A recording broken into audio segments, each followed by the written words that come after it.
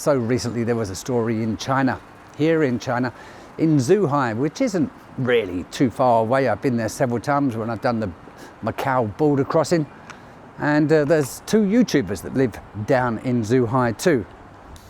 Here is a couple of examples of how you may have received that information on the screen here. Of a deadly hit and run. Police say a man crashed his car into a popular sports centre in what's being described as the deadliest known act of public violence in the country in decades. Well, Vicky, at this point, the motive is still unclear, but what police are telling us from their preliminary investigation is that this 62-year-old man, who they've identified by his last name only, which is Fan. Some of them report it a little different, like this. Now let's talk about China, where a worrying trend is emerging, a spike in mass killings and violent crimes. These attacks are signs of growing social unrest. Guess who is watching them closely? 2 happened over the past week alone. The latest one was in...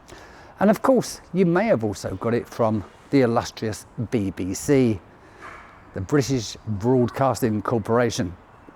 Well, our China correspondent Stephen McDonnell tried to report from the scene, but local people appear to have been organised to keep journalists away. What's the relevance? Why tell us that? Although the general public has known for years that the BBC reports things rather different, but only in the last few years are we discovering how bad they are. To hype up a story. We're just getting hassled here by... And then it was also reported like this from the BBC. Our China correspondent Stephen McDonnell is there for us at the scene. What you're going to see now is a local man particularly trying, who appears to have been organised. He's trying to keep journalists like Stephen away from the scene. Have a look. And then she goes to the on-site story, where Stephen McDonnell and his cameraman go out and film it at the stadium, on the outside of the stadium. And they only do that because they was in Zhuhai doing the air show. They didn't go there that day to film it. They didn't go there that night. They went there maybe 2 nights later, because as you can see in this footage, there's no flowers in remembrance for those who died or suffered.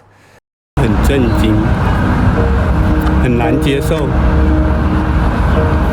我住在对面那边，因为当时就官方也没有发布这个消息嘛，就是有的同事这样说，我当时我就不太。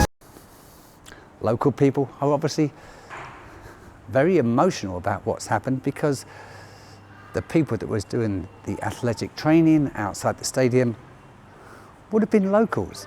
They haven't flown in from other countries to do that. So there's a good chance the locals have gone to the stadium each night in remembrance of the departed or injured. And then along comes a foreigner with his camera, who's been asked quite kindly not to film in this area. Or is it his intention to create another story? Now the complex is now closed off, but normally you can go in there and exercise. There are running tracks and the like, and you have groups of community dancing and this type of thing. But then a man in his 60s drove in there and ran down people. According to the police, dozens of them have now died, and dozens more, many more have been injured. The death toll may even increase. And 不好意思，你别打扰我们。所以 come over here, bit Ed. So we're just getting hassled here by... Here he's saying, you shouldn't be filming here. And then Stephen says, who are you? I'm a local Chinese citizen. No, so you're obviously getting hassled here by these people. So we'll just walk over here a little bit. I don't know if they're obviously being organised by the party. Which party? The birthday party? The going away party? Or is he trying to insinuate the CCP? And if they were the CCP, I'm sure they would have produced ID and asked him to leave, rather different than they have done here. His divorce, and for some reason this has led him to drive into this complex and kill people. He also harmed himself, it seems, with a knife, and according to reports, he's Now, after being asked by the locals not to do any more filming outside the stadium, they did. Stephen McDonald stands there and talks through his story rather slow.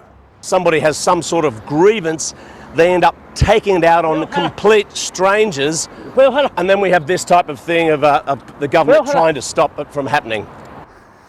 And towards the end of the confrontation, just here, just quietly, you can hear Edward Lawrence saying, "Keep it going, keep it going." So of course a story like this is an absolute magnet for those who like to film anti-China propaganda. So in fact, I don't think Stephen McDonald or his cameraman were there to get the story. They wanted to create another story. Yeah, very typical of the BBC and some journalists, not all. The BBC have their particular methods in reporting news in China. Very rarely reporting good news about the infrastructure, the trains, the cleanliness, the people, the economy. But they love to report on bad news. Well, there you go. Is it jealousy? Who knows? But the BBC are what they are. Tell me what you think of the BBC or the media, the mainstream that you watch, if you watch mainstream anymore. Personally, I just stick to YouTube now. Yes, you can just glance at a few and get the truth. My channel will always be true, but maybe sometimes I'll put it across a little bit different to how you'd like it put across, but it will be the truth. It will be the honesty, and I'll chuck my own opinions in there as well. Thank you very much for watching. Please tune in to my next video. Give it a thumbs up, write a comment.